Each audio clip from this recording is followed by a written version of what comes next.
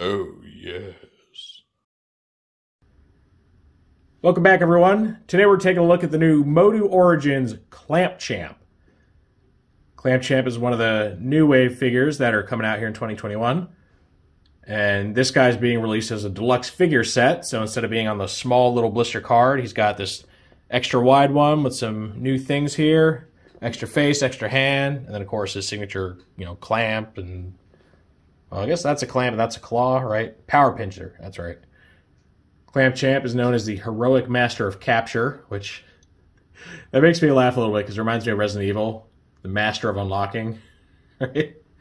I don't know. Maybe it's just me.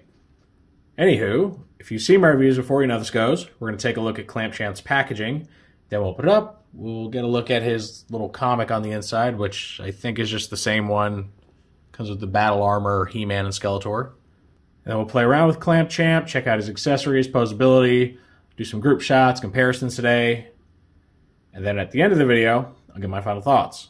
The Clamp Champ, like I mentioned, comes in your extra wide deluxe figure packaging. You got the artwork of him here, which admittedly is a little plain compared to what I'm used to seeing. Just doesn't come off as vibrant as some of the other artwork.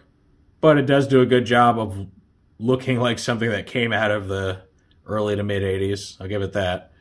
Again, we have our figure, we got his accessories over to the side. Then we turn this around.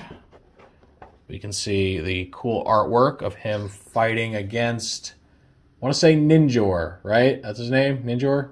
Pretty sure. Looks like he's just a Skeletor recolor. That's what he appears to be. He's got the boots, right? You got Prince Randor looking on, kind of turning around in surprise there. Get some sort of flying serpent monster in the background. That's a neat touch. So our flavor text here reads, a master of hand-to-hand combat, Clamp Champ is an invaluable ally in the fight against evil. You definitely do want a hand-to-hand combat master in any big fight, right? All right, and then our play pattern stuff here. It says press trigger on Techno Clamp to put the pinch on enemies. So is it called the Techno Clamp or is it called the Power Pincer? I'm confused. Yeah, whatever. And then here we get our cross cells, He-Man, She-Ra, Roboto, Zodak, Clamp Champ himself, Battle Cat, and only 3 evil guys on this one. The Battle Armor Skeletor, Merman, and Panther. So all in all, pretty cool. Not quite as impressive as the big box sets, but, it just a product of its time, and this is replicating that time, so it is what it is. Let's go ahead and set this guy loose so we can play around with him.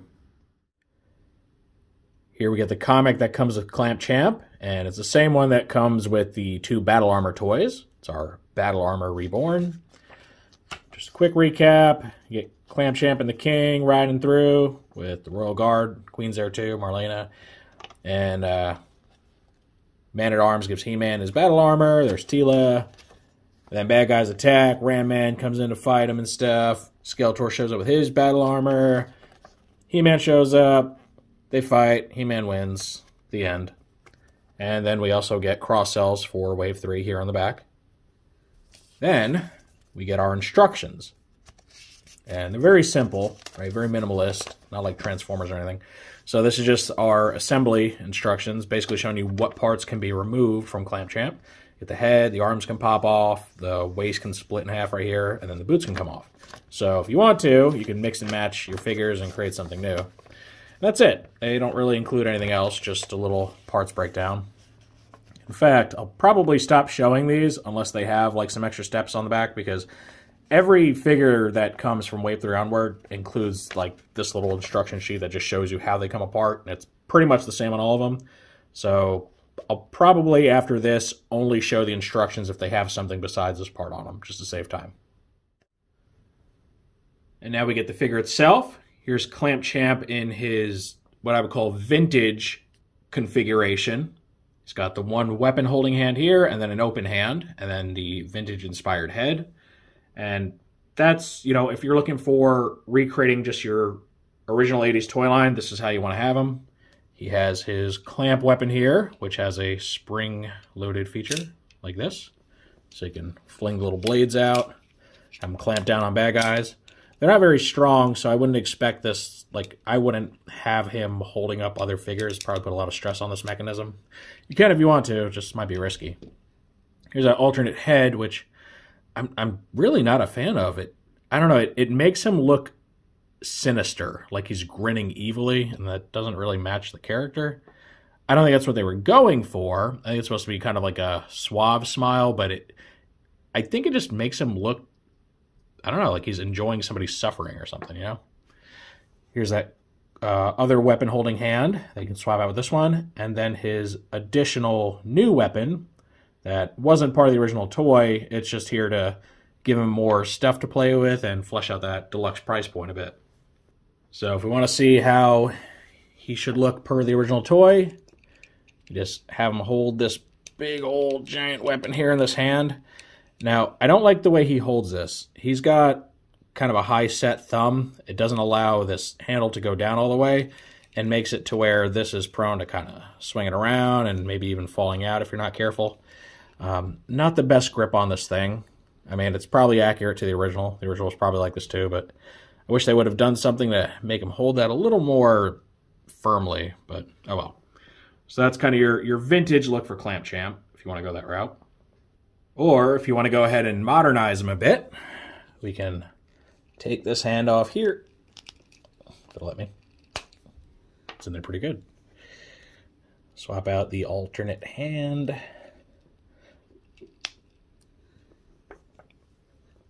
You give him this to hold. I don't think there's a right or wrong way to hold it. Pretty sure it's symmetrical on the top and bottom. So you just kind of slide this in here. Bit of a tight fit, but better than it being loose. All right, so you get that. And then we pop off the head, which isn't too hard to get off, so that's good. All right. Pop the new one on. You can get a little more devilish look, more heavily armed look to old Clamp Champ if this is your thing. And personally, I'm really not a fan of this head. I don't think it accomplishes what they set out to accomplish. He looks evil. He looks like he is, you know, monologuing his villainy to somebody. But I don't know, maybe you don't see it that way, maybe you prefer it. I find it weird. I prefer the regular head sculpt. Here's a quick comparison with He-Man with all accessories removed, so you can see that Clamp Champ truly is just a head swap of the regular He-Man figure. Which, of course, in MOTU is nothing surprising, but he is one of the pure head swaps, right? All the body parts are exactly the same as He-Man's. There's nothing swapped out, you know, no mechanical arms or anything. He simply gets a new coloration on his skin and clothes and a new head. And this completes our look at Clamp Champ. Overall, I'm very pleased with this release. You know, it's a deluxe class figure, so it gets some extra parts, so that just adds to the play value that's already there. Clamp Champ is definitely one of the most unique characters, not really in terms of molding, at least, you know, in the body. The body's, like I said, just a He-Man, but he is the first one to rock the chest armor. He does get that really cool spring-loaded contraption, which is something that's pretty rare in a MOTU figure. And then he gets the additional little mini clamp here. Plus, you know, there's the elephant in the room. He's like the only black character in the original He-Man run. Like, He-Man was not diverse. It wasn't. And that's, you know, what likely led to the creation of the Sunman franchise, who, you know, Sunman was kind of the a mom's answer to He-Man for her son, who, you know, felt like he didn't get any representation on screen.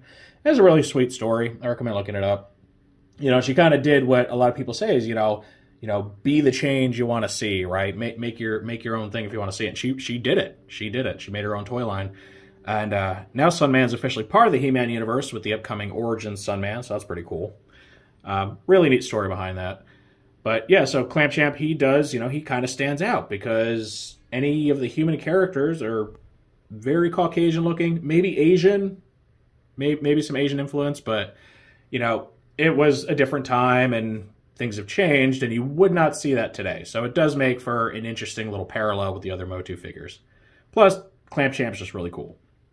Now, I will say one thing I don't like about Clamp Champ, and this has nothing to do with the figure itself, I don't really like the colors of his outfit, personally. I think the red on blue, like light blue, it's a little garish. I personally would prefer different colors, but that's not a knock on this figure. This is something that was designed, you know, what, 30 years ago, 40 years ago? So, you know, it is what it is. I personally, if I designed him, would have picked different colors than, you know, bright red woolies and a, like, sky blue chest armor, but that's just me. But I think this guy's worth picking up. You can probably still find him for very cheap. In fact, I just bought one for my son for like $15. It was on sale at, I think, Walmart. So I think you should pick him up. He's one of the more interesting figures out there with his little spring-loaded contraption. And he's just, you know, a pretty prominent character, especially now that the second season of Revelation has aired. I won't spoil that, but he has a pretty interesting arc there. Gets a good amount of screen time. So, yeah, if you don't have Clamp Champ and you collect these things, I think he's worth picking up. He's a classic character. He's just really cool looking. And you can get a good deal on him right now, so why not go for it? Of course, that is just my take on this figure. So now I want to know what you all think of Clamp Champ. Do you see a spot for him in your collection? Have you, are you an old MOTU fan and you always like Clamp Champ, or you didn't like it for some reason? Any and all feedback's always welcome in the comment section. If you enjoyed this review, make sure to toss it a like. Let YouTube know you want to see more stuff like this. If you do want to see more like this, make sure to subscribe and hit that notification bell so you always get a heads up when I post something new. I thank you for joining me for this look at MOTU Origins Wave 3 Deluxe figure, Clamp Champ. And with all that said, I will see you next time.